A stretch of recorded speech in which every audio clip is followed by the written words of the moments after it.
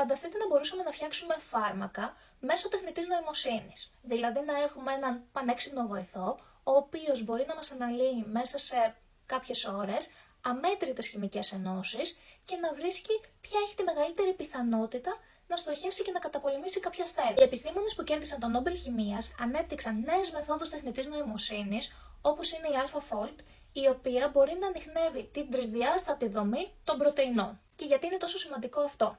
Οι πρωτεΐνες είναι τα εργαλεία των κυττάρων μας. Γνωρίζοντας δηλαδή την ακριβή δομή τους, μπορούμε να φτιάξουμε θεραπείες και φάρμακα πιο στοχευμένα. Για παράδειγμα, αν θέλουμε να σταματήσουμε έναν ιό, η AlphaFold μπορεί να μας δείξει το πώς θα σχεδιάσουμε ένα φάρμακο που θα κουμπώνει τέλεια πάνω του, ώστε να σταματήσουμε την εξάπλωσή του. Στο παρελθόν η διαδικασία αυτή απαιτούσε χρόνια και ατελείωτα πειράματα και πλέον μέσω της AlphaFold όλη αυτή η διαδικασία μπορεί να γίνει μέσα σε λίγες ώρες, οπότε καταλαβαίνετε πόσο σημαντική η ανακάλυψη είναι αυτό και πόσο πιο γρήγορα πλέον μπορούμε να προχωράμε σε θεραπείες. Και αυτός ήταν ο λόγος για τον οποίο κέρδισε και το Νόμπελ Χημείας φέτος.